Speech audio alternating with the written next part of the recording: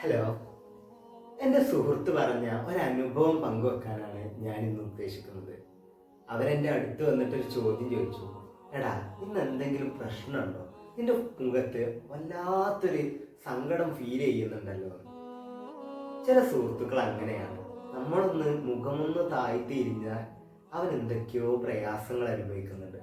നമ്മളൊന്ന് ആർത്തുല്ലസിക്കുകയാണെങ്കിൽ അവൻ്റെ മനസ്സിൽ എന്തൊക്കെയോ വിങ്ങലുകളുണ്ട്. നമ്മൾ മൗനമായി ചിരിക്കുകയാണെങ്കിൽ അവൻ എന്തൊക്കെയോ പറ്റിയിട്ടുണ്ട്. നേരെ മറിച്ച് നമ്മൾ നല്ല രൂപത്തിൽ ഇടപഴകുകയാണെങ്കിൽ, നല്ല രൂപത്തിൽ ചിരിച്ചും കളിച്ചും അവരോട് ഇടപഴകുമ്പോൾ ഇന്ന് അവൻ്റെ മുഖം എന്തൊരു പ്രസന്നമാണ്, എന്തൊരു മനോഹരമാണ്. ഇതൊക്കെ ഫീൽ ചെയ്യുന്ന നല്ല നല്ല സുഹൃത്തുക്കളെ ഞാൻ കണ്ടിട്ടുണ്ട്, ഒരുപാട് തവണ കണ്ടിട്ടുണ്ട്. ഞാൻ പറയുന്നത് നിങ്ങൾ ഇവിടേക്ക് തന്നെ ഒന്ന് ശ്രദ്ധിച്ചു നോക്കാം. ഞാനിപ്പോൾ ഇരിക്കുന്ന ഈ മുറിയിൽ ഈ കാണുന്ന ഒരു ചിത്രം ഹാപ്പിനെസ് ഫാമിലി. പലപ്പോഴും ഈ ഹാപ്പിനെസ് ഫാമിലി എന്ന് പറയുന്നത് നമ്മളെ സുഹൃത്ത് വലയങ്ങൾക്കിടയിൽ നമ്മൾ വല്ലാത്തൊരു ഫാമിലിയായി മാറുമ്പോൾ, ഒരു കുടുംബമായിട്ട് മാറുമ്പോൾ ഞാൻ പലപ്പോഴും ചിന്തിക്കാറുണ്ട്, എൻ്റെ സുഹൃത്തുക്കൾ, ഞാൻ പഠിക്കുന്ന എൻ്റെ ക്ലാസ് മുറിയിലെ എൻ്റെ പ്രിയപ്പെട്ട സുഹൃത്തുക്കൾ എല്ലാവരും എനിക്കൊരു ഫാമിലി പോലെയാണ്. അങ്ങനെ തോന്നുന്ന നിമിഷം പലരും അടുത്ത് വന്ന് ഇങ്ങനെ അവരുടെ കഥകൾ പറയാറുണ്ട്. അവരിങ്ങനെ ചേർത്ത് പിടിച്ചിട്ട്, എടാ, എൻ്റെ ലൈഫിൽ ഇന്ന സങ്കടങ്ങളുണ്ട് കേട്ടോ, ഞാൻ എന്താ ചെയ്യുക? നമ്മളൊന്നും ചെയ്തു കൊടുക്കേണ്ട ആവശ്യം ഉണ്ടാവില്ല.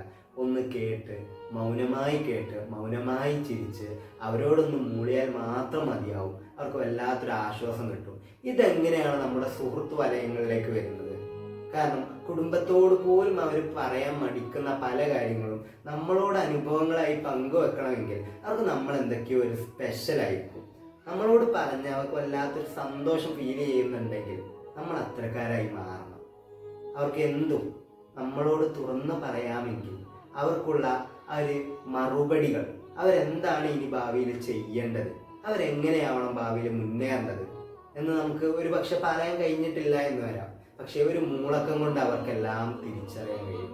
ഞാൻ നേരത്തെ സൂചിപ്പിച്ച ആ ഒരു വിഷയത്തിലേക്ക് തന്നെ വരാം. നമ്മൾ ആ സുഹൃത്തുക്കളോട് സംസാരിച്ചുകൊണ്ടിരിക്കുന്ന നമ്മുടെ മുഖത്തെ ഈ ഒരു നിമിഷത്തെ സങ്കടം ഫീൽ ചെയ്യുമ്പോൾ അവര് ഇത്രമാത്രം നമ്മളോട് ചിരിച്ചുല്ലസിക്കുന്ന ആ സുഹൃത്തിൻ്റെ അവനോടൊപ്പം നമുക്കല്പം സഞ്ചരിക്കണമെന്ന് അവർ ആഗ്രഹിക്കും. ഇത് തന്നെയല്ലേ നമ്മളൊക്കെ ആഗ്രഹിക്കുന്നത്?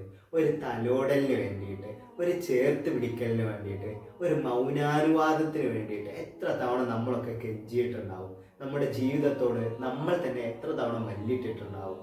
നല്ല സുഹൃത്ത് ബന്ധങ്ങൾ ഉണ്ടാക്കുക, അല്ല, സുഹൃത്ത് ബന്ധങ്ങൾക്കല്ല പ്രാധാന്യം, നല്ല ഫാമിലി ഉണ്ടാക്കുക. ആ ഫാമിലി എന്നത് കേവലം അണുകുടുംബമായി മാത്രം മാറാതെ ഇത് വലിയൊരു കുടുംബമാണ്, കമ്മ്യൂണിറ്റിയിലെ വളർന്നു പന്തലിക്കുന്ന കുടുംബമാണ്. അവരോടൊപ്പം ചിരിച്ചും സന്തോഷിച്ചും കരഞ്ഞും എല്ലാം ഉല്ലസിക്കുമ്പോൾ പ്രിയരെ, നമ്മളറിയാതെ നമ്മുടെ സ്വപ്നങ്ങൾ നമ്മളെ തേടി വരും. ഇത് കേവലം വെറും വാക്കായിട്ട് നിങ്ങൾ കണക്കാക്കരുത്. കാരണം ഇത് എത്രയോ വലിയ സത്യമാണ്. നമ്മൾ തിരിച്ചറിയേണ്ടതും അത് തന്നെയാണ്. നമ്മളെ മാത്രം ഫോക്കസ് ചെയ്യാതെ, നമ്മളെ തിരക്കുകളിൽ മാത്രം ഒതുങ്ങിക്കൂടാതെ, മറ്റൊരാളെ കേൾക്കാനും അവനോട് അല്പസമയമെങ്കിലും പങ്കുവെക്കാനും നമ്മൾ കാണിക്കുന്ന ഒരു മനോഭാവം ഉണ്ടെങ്കിൽ നമ്മൾ അറിയാതെ മറ്റുള്ളവരുടെ ഹൃദയത്തിൽ പോലും എന്നും ഒരു കണ്ണാടി ആയിക്കൊണ്ട്, എന്നും ഒരു നല്ല സുഹൃത്തായിക്കൊണ്ട്, എന്നും ഒരു നല്ല കുടുംബസ്ഥനായിക്കൊണ്ട് നമ്മളും അയാളുടെ ഉള്ളിൽ, ആ വ്യക്തിയുടെ ഉള്ളിൽ എന്നും പതിഞ്ഞിട്ടുണ്ടാവും. Stay always positive.